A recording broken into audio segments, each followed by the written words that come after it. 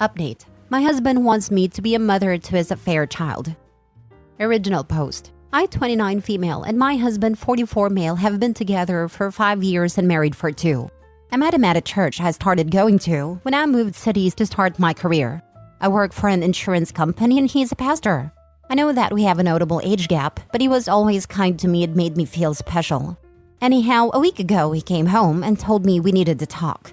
He told me through tears that he had been having an affair with one of our community members, 34 female, and that she had been pregnant with twins. She had gone into labor, but she and one of the twins died and the other is in the NICU.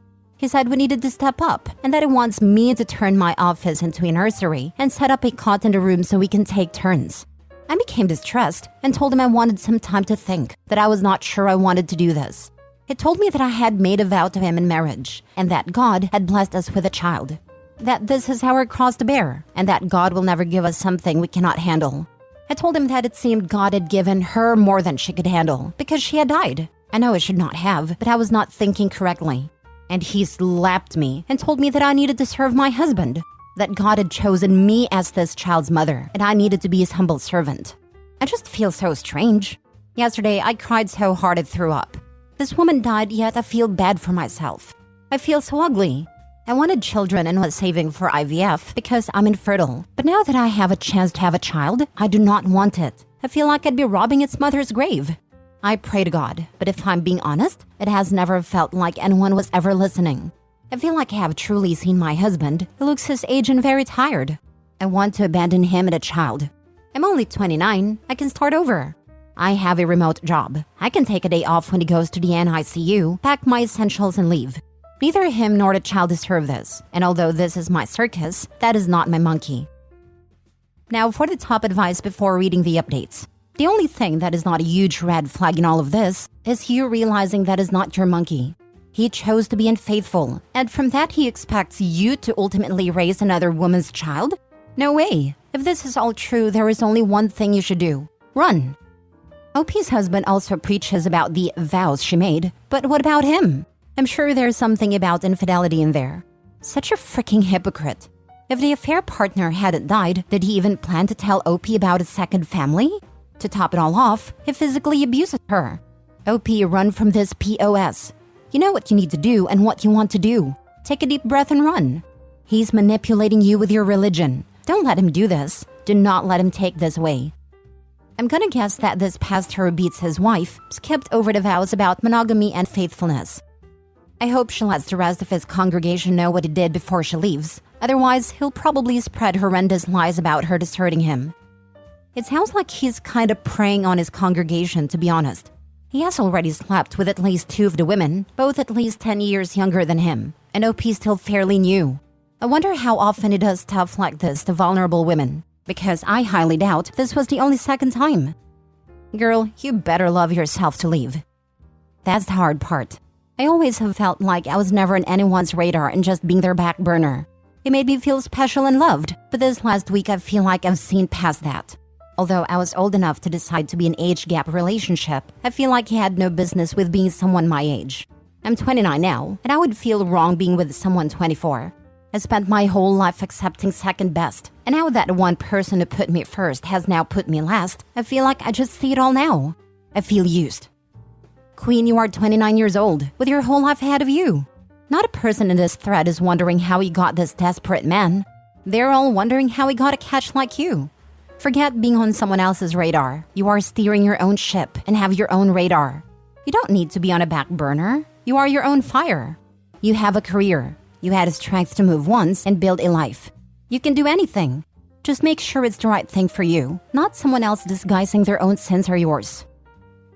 Now for the first update. I just want to thank you all for the support. I'm still processing this all, and I just need a little time. I don't feel unsafe, just in love, just not enough. My husband did apologize for slapping me and continues to express regret.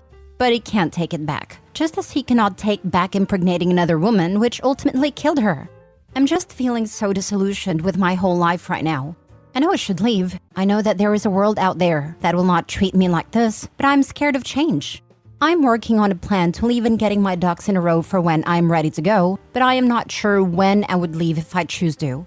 Many expressed that I should make a report to the police about him slapping me, and they're probably right, but that would likely cause me more problems than it would be worth. If I leave, it might make him want to contest the divorce more, and if I stay, it would cause more tension. I've been working on my left hook though, because I won't let him get away with it again. I'm not violent myself, but I'm down for a tussle, because although I'm hurt, I'm angry. I'm not sure if there will be an update because I'm still unsure. I can make all the plans in the world, but the changes scares me almost as much as bending to his will. I've been praying about it, but I see no clear answers nor guidance. I don't know. Funny thing, I'm jealous of the people saying that this is fake. It's like I want my life to be like it was 2 weeks ago. I could read a crazy story on the internet and think, wow, that's crazy. Seems kind of fake. And keep scrolling and go about my life. Only I can't scroll away in real life, because that's just not how life works. I don't owe anyone proof of my life tragedies, least of all strangers on the internet whom I will never meet. But I do thank all who have given support. I wish I could tell you I packed my bags and left his sorry butt, but I'm not strong enough yet. It's not that easy to do in real life as it turns out. 1. You will recover and be happier, healthier, and better for it. I was married to my abuser for 7 years. I started over after leaving him at 29. At a year since, I've started a new career, married my best friend, taken up new hobbies, traveled, lived in new places. It's been amazing. The journey of freedom and fulfillment and happiness where you're not trapped in an unhealthy and happy marriage with a horrible human being is the best gift you can give yourself, and the whole world opens up to you. 2. He doesn't value you. He values the image and stability you create for him. He's trying to gaslight you into staying so he can save face and create the illusion that you accepted his actions. He is trying to use you to care for the product of his affair and to excuse his actions with the church. 3. He has already physically harmed you by assault and endangered you for the entire length of any affair he has ever had. You need to get tested now and again in about 6 months. 4. Physical abuse only ever escalates. I was married to an abuser, and every time he hurt me, I blamed myself, excused his behavior, accepted his pathetic, whiny BS apologies, and allowed the cycle to continue. He will not change. This will not be his only affair, and it will not be the only time he hits you. If you agree to stay, he's going to leave you at home with a baby and go find new affair partners and abuse you when you question him, confront him, or threaten to leave. At which point, he will also use the baby as leverage. Please do not give him the opportunity to do these things. 5.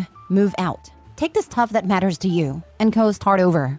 Family or friend you've been meaning to visit? That's a great destination to start with. 6. He's a bad person. Full stop. He is an abuser. Do not allow him to cajole or convince otherwise. He is physically and sexually and emotionally abusive. He is a cheater and had no intentions to stop. He had every intention of keeping both of you for as long as possible. Think about that. He didn't come clean when she got pregnant. She got far enough along for viable babies, and he's trying to get you to raise them. He never intended to give up either of you. That behavior will not change. He is a manipulator. This man was a pastor that got into a relationship with a member of the church while married himself, and then hit his wife when she wouldn't comply with his demands. There was no redeeming quality about him. He just had the ability to hide who he really is. He is a narcissist. I recommend heading over to r/narcissistic abuse and r/narc abuse and divorce for additional support and a place to talk with others that will understand. 7. Good luck from one woman who has escaped a guy like this to another.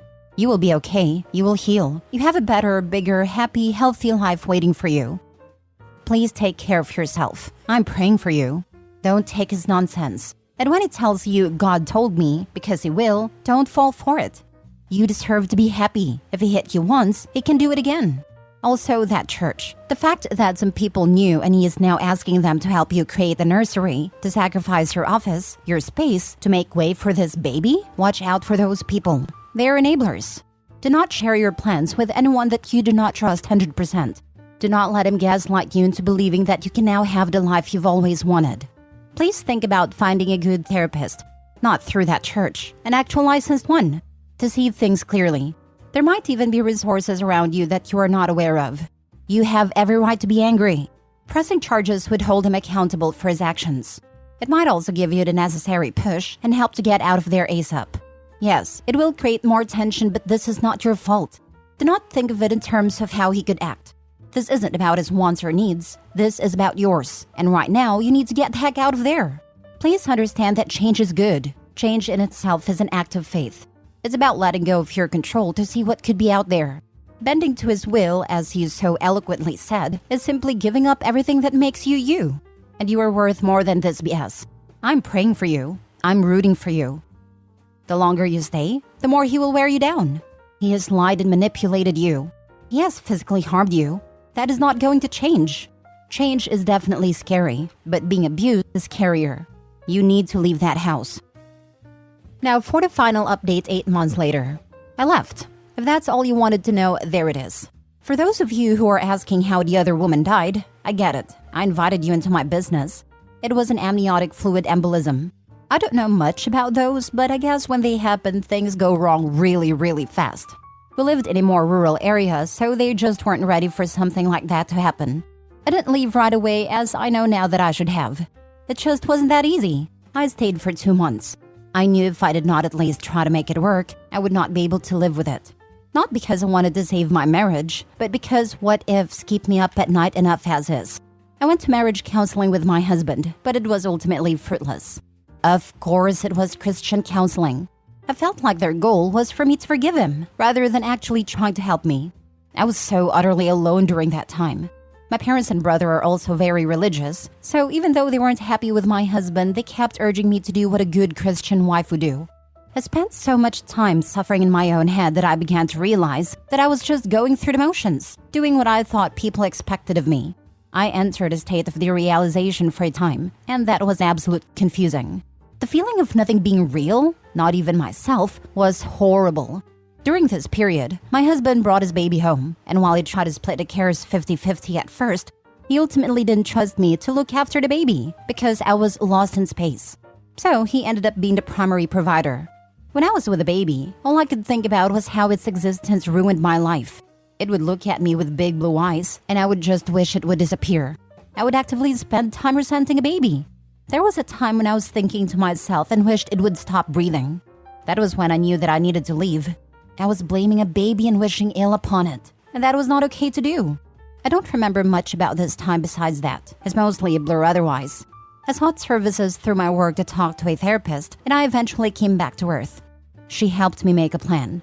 At no point did I fear my husband. I truly believed his slap was a one-off event. However, screw him. He doesn't deserve closure. So on a night he had a long Bible study, and he always took his baby with him because he didn't trust me, I packed my essentials and dipped. I met him pretty quickly after college, so I did not have much to take as far as furnishings. I fit everything I wanted in 3 suitcases and 4 moving boxes. It all fit into my SUV after some mediocre Tetris skills. I was able to change my phone number online before I left, but I did leave the divorce papers under his pillow with my lawyer's contact info. Kind of like the tooth fairy, but for a-holes. I was the breadwinner, and in my state, we were not married long enough for me to pay spousal maintenance. At least that is what my lawyer said. I own my vehicle outright. We had our own bank accounts and a shared expenses account. We filed taxes separately, and the church owns the house. He's being an a-hole about it all, but I'm hoping it should be done soon. I got a decent apartment in a city a few hundred miles away. I've never lived in a city this big before. Everything is so expensive, but besides that, I like it. I found a new therapist, met some new friends, and found a new church with loving people. I still have my days, but for the most part, I'm content. I think it will always hurt on some level, but I'm working on taking my power back. I turn 30 next month, and I am hopeful it will be the start of my best decade yet. Good. You deserve better. Good luck. God, I'm so sorry, but happy that you're in a safe place. You did well for yourself and your mental health. None of this is your fault. It's all his. Happy you're healthy. I hope you stay happy. Nobody needs to raise a child of their partner's affair. You did the right thing for you. I knew a lady who did it, but it's very rare. Way back in the 80s, a lady I worked with, her daughter was a teenager. She was in a miserable marriage. She was raised super fundy and married at like 18 or 19, and just couldn't contemplate divorce. It terrified her. She worked for her husband's company, desperately wanted another baby because her daughter would be going off to college soon, and she'd be stuck alone with this a-hole she hated. She was really depressed that she couldn't get pregnant again. Well, wouldn't you know it? Look, honey, the Lord blessed us. Someone her husband knew had a relative who got pregnant in high school and didn't want to keep it. I want to say the lady's name was Lynette, something country like that. We worked at a Walden Books in the early 80s. Lynette and her teen daughter fell in love with that baby boy, and Lynette ended up kicking the hubs to the curb and keeping the baby. A sweet story. But screw OP's husband. And OP, is not your fault you resented that baby. Good on you for recognizing it and leaving. You deserve a good life. You said you think it'll always hurt on some level. It won't. It just won't. I don't know how to explain how you go from loving someone to loving them, not liking them, but loving them anyway, to just apathy. Just nothing. It's like the world reabsorbs that love. It just evaporates. And it is gone and no longer the burden that loving a narcissist truly is. Look, I just read all your story and it's horrible. I'm sorry you've been through this hurtful ordeal. But thankful to be on the outside now. I know that better days are ahead. Your ex? That dude has zero capacity for love. Zero. He used his baby to try to manipulate you. Score that on a parent report card. He's trash. Be thankful that love evaporates. He doesn't deserve it, and neither do you. I wish you the very best. You'll be fine.